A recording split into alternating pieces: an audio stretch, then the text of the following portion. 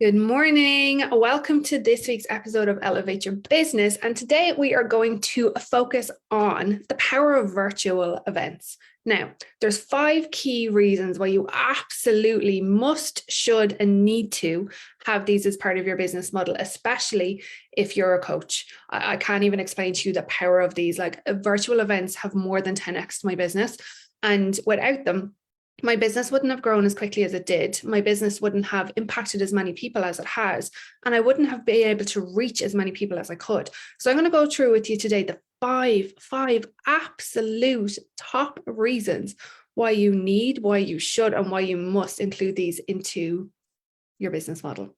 For those of you that don't know me, I'm Joanne O'Halloran and I am a business success coach, and I show female coaches and holistic therapists within their first year of business how to build momentum so that you can have consistent clients and revenue coming in, have that consistent stream, and that you have a sustainable, profitable business because you have a repeatable framework that works every single solitary time. There is proven results for this. My clients have it. It's the model I use. It's a no-brainer. So let's talk about power of virtual events. If you don't know what virtual events are, let me break it down for you. So a virtual event, say in our world, would be called a summit. What else could it be called? It could be called a conference. It could be called a live series. It could be called a retreat. It could be called an intensive. But basically, it is something that is virtual. So as in like it's in the online space, but it allows you to reach way beyond where you ever could. Because let's be honest, the power of the internet gives us the capacity to reach further, to touch more lives, to be able to do more things.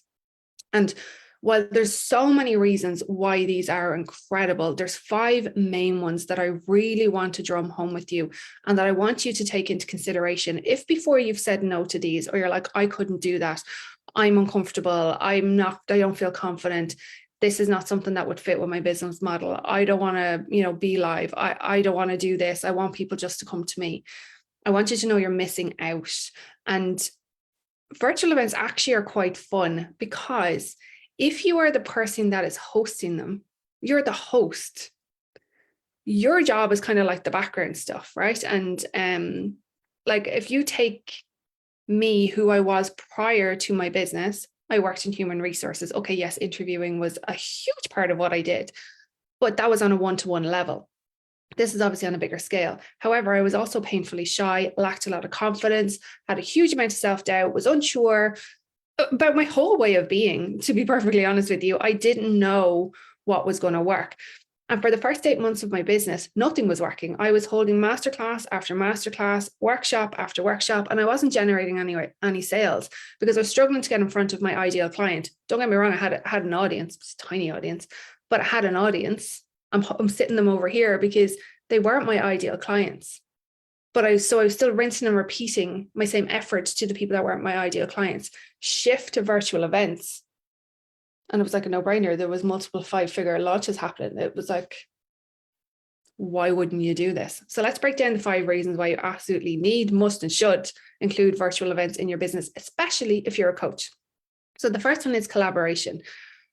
As business owners, we cannot do this on our own, right? There's always somebody that knows more than we do, that has access to things more than we do, that has learned things that we don't know how to do. And I'm very much a fan of, if I don't know how to do it, there is somebody out there that does. Let me go find them and let me go ask them, right? Because we don't need to know everything. We don't need to be everything. We don't need to do everything. So when you think of bringing like a virtual event together, and if you've seen any of mine, if you're in my community because you've been on them, you know the impact that they have, right? Because you're here because you wanted to know more. So from a collaboration point of view, you're getting to meet other people that are in your industry. You're getting to meet other people that will have your ideal clients. You're getting to meet other people that are either living the same pain points that you are, or they're building incredible businesses, or they're building something incredible, and you get to learn from them. You get to be in their space and surround yourself with people that are going in the same trajectory as you are. And you're building up your network around you of contacts, of people to lean on, of people to communicate with. Like I can honestly say, the people that I speak to the most are the people that I've connected with from doing virtual events. I have built some some really incredible relationships where we now mastermind together. I go do stuff for them. They come and do additional stuff for me. We gift each other stuff in terms of support for our courses or our content. The list is endless. It just builds up such a lovely community, and it puts you in a space where you're continuing to up level. It's also allowing you to be generous by giving generously, but you also get to receive generously. So that's the first one. Second one then is it gives you a much wider reach. So like if I think of the first virtual event I ever did, it went to 52 countries. I live in Ireland. I don't even know if I could have named 52 countries, right? So think about that reach. And some of the countries were not ones that would have even been on my radar to consider. If you think about your business, where do you think of? You might think, you think of Europe, right? But would you think of all countries in Europe? Probably not. You probably look for the English speaking countries, right? If English is your native language, or you want to conduct your business in English, and then you go with America, Canada, Africa, but particular countries in Africa, right? Maybe you'll go to Australia, if the time difference is not something that bothers you. Would you go beyond that? I know for me, I wouldn't have. And when I saw some of the countries that were my event was going out to, I was really surprised, but I cannot tell you how grateful I was to know, okay, I could actually reach people in those countries. I can build community in those countries. And I would never have had that opportunity to go that big or that wide that soon without virtual events. It has given me a much bigger reach. My client base was just Ireland, but has now spanned across different countries. That would not have happened without virtual events at this stage. So if you're serious about building a business, this is a brilliant way to do it, because it gets you in front of people. It builds your network. It builds your community on a much faster scale and a much bigger scale. Is there work involved in these? Of course there is. But let's be honest, every business requires work. And if you're not willing to do the work, then you really shouldn't be in business. You've got to do the work.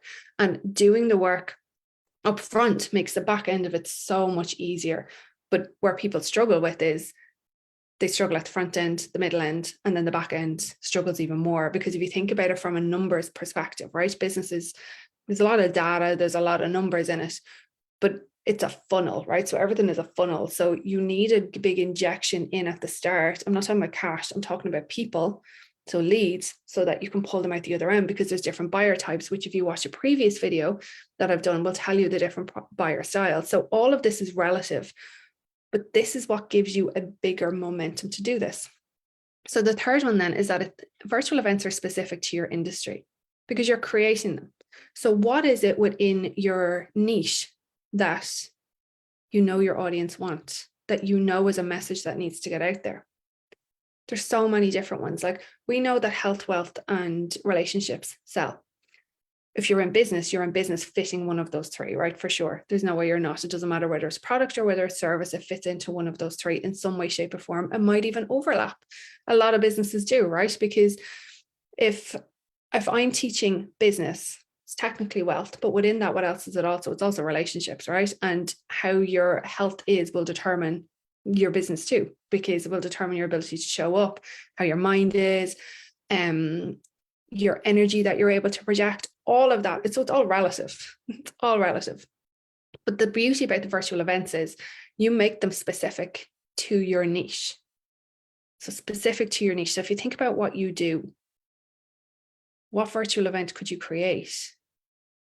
What could the reach be, and who could you collaborate with to do it? It builds up the know, like, and trust factor massively, because you are the constant in front of the people, right? So whether it's, you're bringing them into the event, like your collaborators will be bringing them into the event too. You're the one constant throughout the event, because you're either doing the interviews, you're sending emails, you're connecting with people.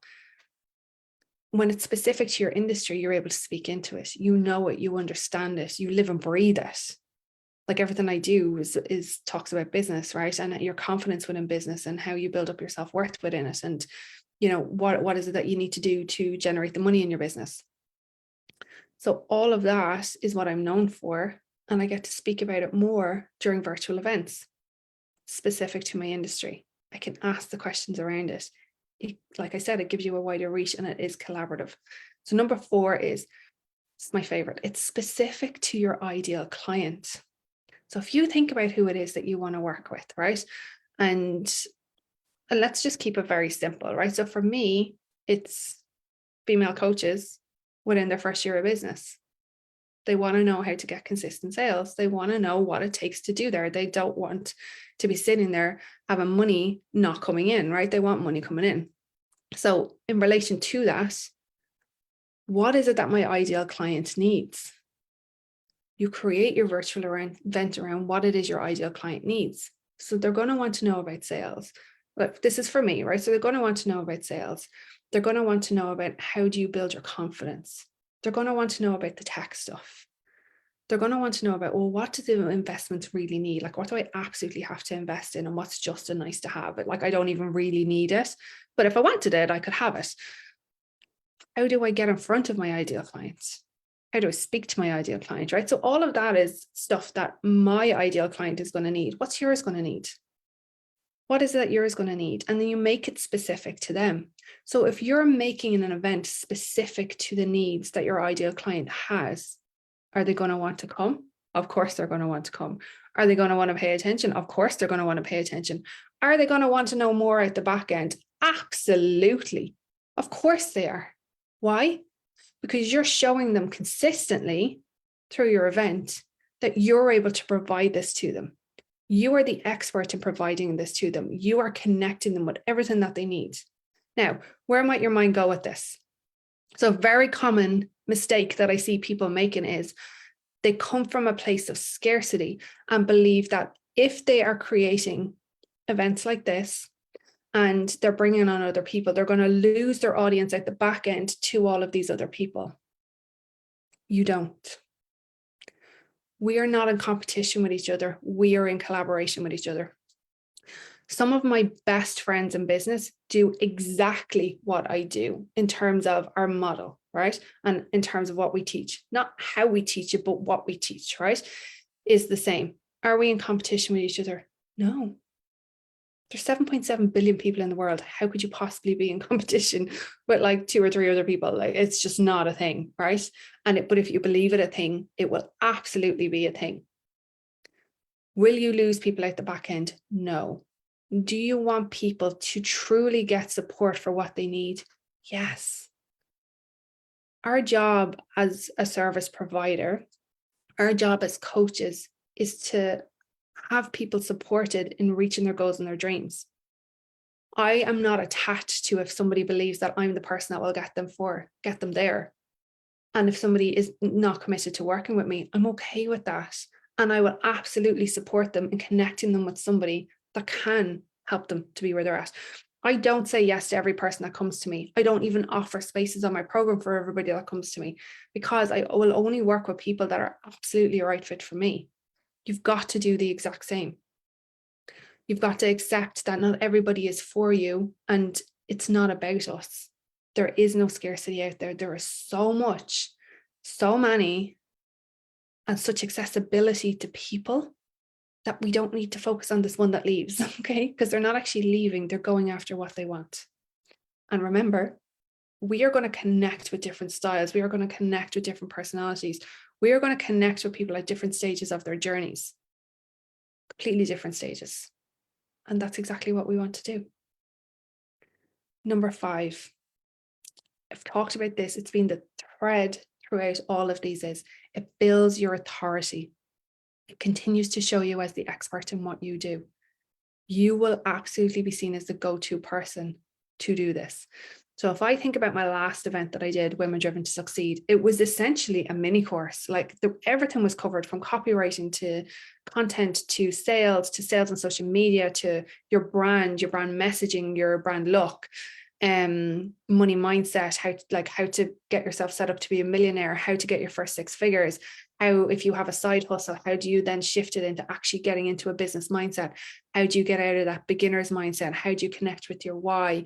How do you create offers? So how do you make your sales page? How do you create your funnels? Like, it was essentially an A to Z of building a business. How does that build my authority? because I'm showing you how you can do it. This is where you start, and these are all the bits and pieces that you go through. You're gifting people so much wisdom. You're gifting people accessibility to pieces of it that wouldn't be there before.